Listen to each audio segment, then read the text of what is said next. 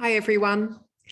Today I want to show you how you can add texture to your low-key still life photograph to make it look more moody and interesting.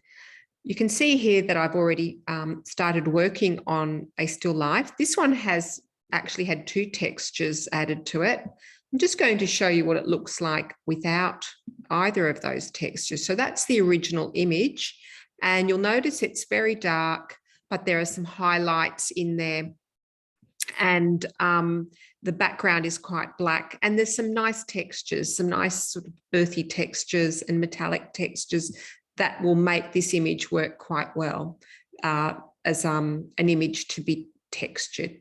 So I'm going to show you how I achieve that. So what we need to do is open up our image, and I'll open up the same one. Okay. We always do a workflow. So I'm just going to quickly do that for you. So I'll do a levels. Now, this particular photograph is actually a professional photograph, so it doesn't actually need anything done to it. In fact, I think I will probably ruin it if I make it any darker. But your images, if they're not edited yet, then you should probably do that first. If it's a color image, then you're going to have to add an adjustment layer, in this case, a hue saturation. I will add one, but there's no need to because there is no color in this. So, you know, if I desaturate it, nothing's going to happen. But anyway, that's just something that we should do out of habit. Okay, so now I can get started on adding some textures to that. So the textures that I'm going to add are actually textures that I've purchased, but you can actually make your own as well. So I'm going to show you where they are because you will probably use them. So I'll just grab those. So if you go to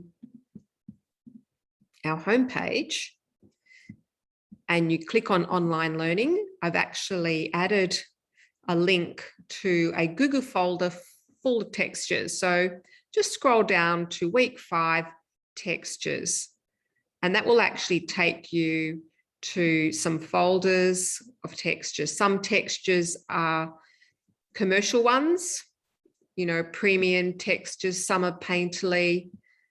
You know, these are some that I purchased some time ago, and they will take, because they're quite large images, some of them take a while to upload, but that didn't take too long. Okay, let's have a look at some of the others.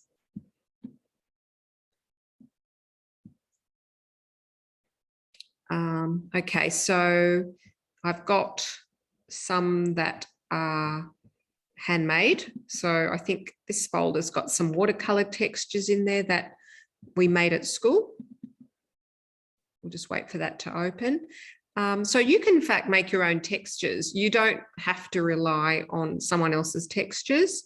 Or some of these are actually, oh no, these are some images that have had textures added to them. So go back.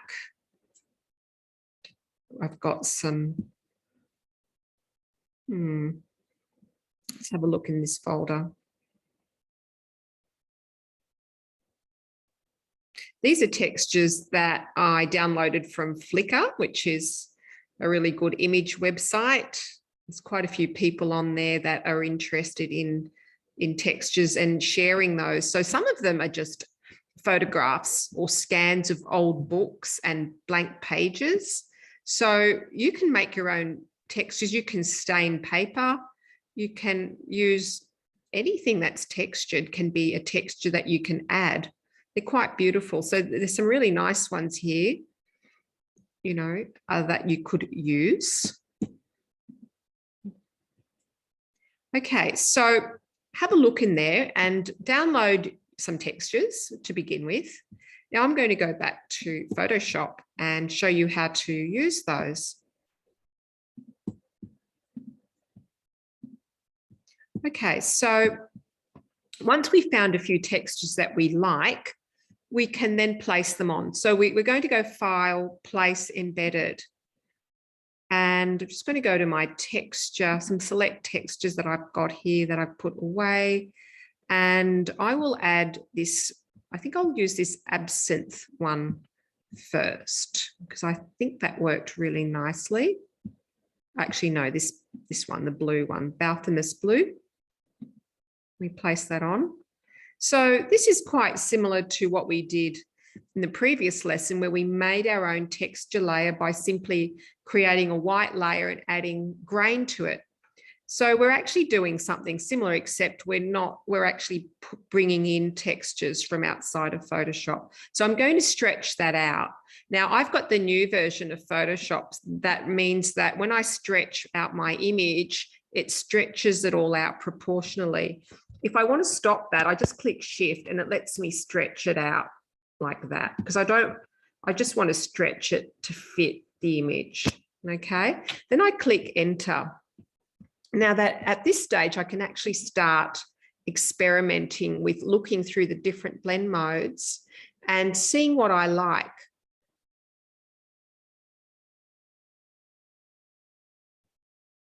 I actually really like the soft light, so I'm going to leave it on soft light. Now I could leave it like that, or I could add another texture. So I can add as many textures as I like. So I'm going to add one more to this one. So I'll go File, Place Embedded, and I'm going to add this one, which I downloaded from Flickr. And the reason I chose this is because I just want to show you that you can actually rotate. So when you've got this bounding box visible, you can actually put your cursor on near a corner and it lets you rotate it like that. Okay, and then you can stretch it out.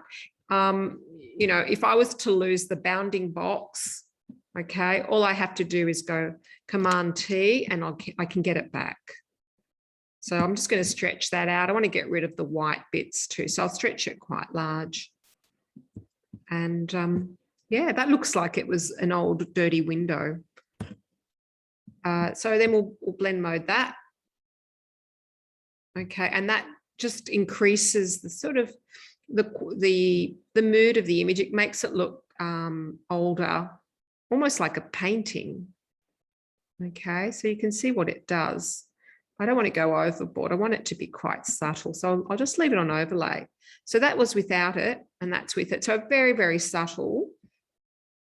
And again, if you want to change the intensity of any of these textures, you just click on it and change the opacity so it's not so harsh. So there you go. Now I've got a very subtle tint of blue. Okay, so that is all you have to do. I'm just going to show you some that I made earlier. This one here, again, it's not a very big image. I got that off the internet, but I thought it was a nice flower. I'll just show you without any of the textures, and that's with a couple of textures added. This is a watercolor that one of the students did at school a few years ago, and I just simply took a photo of it and kept it as a texture. So you can have a look at that. So that's all that is. And I can change the opacity a bit because it looks a bit too harsh. So there you go. There's a nice subtle sort of color on that flower. And I'm just going to show you how I did this one as well, because this was a color image and I'm going to show you how to desaturate it. In other words, remove a little bit of the color, because sometimes this works better when there isn't too much color in the image. And most of you have done color work. So that's the original. Okay. So basically what you need to do is do an edit, a workflow edit on it. So just go layer, new adjustment, layer levels. Okay. And I'm just going to darken that a bit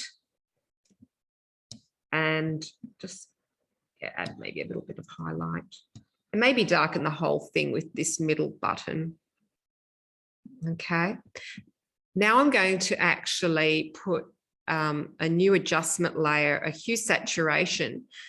And this is where I actually reduce the intensity of this color. I think the pink is probably a bit too bright for what I want it to look like. So I'm just going to tone it down a bit. So it's just a hint of color. Okay. And now I'm ready to start adding textures. So when I add a texture, I might find a color that is similar or maybe even contrasting to the image. But really, the best thing to do is experiment and just keep looking. There's no hard and fast rule to what sort of texture you put on an image.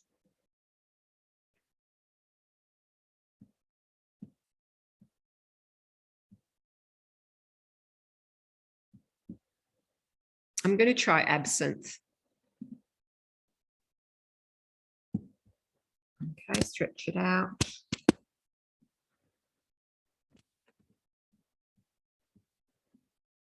If your layers disappear like mine have, oh, here they are. They're just there. Just click on that. Okay. And if they do disappear, just go to window and then check layers and make sure you check history as well. Okay. So I'm just going to have a little play with that. Actually, I don't mind the color dodge, which is something I've rarely used. So color dodge seems to work. Overlay looks really beautiful as well, as does soft light. Might leave it on overlay. I actually quite like that. You can leave it at that. You could even try adding grain to that image. Actually, I might do that just to show you that really this whole adding textures business is just about experimentation. So I will add some grain to it. So we just go plus. I'm going to fill that empty layer with grey this time. So when you scroll down, pick 50% grey. And I'm just going to add film grain filter to that. That's already done it for me. I might make it a bit subtle.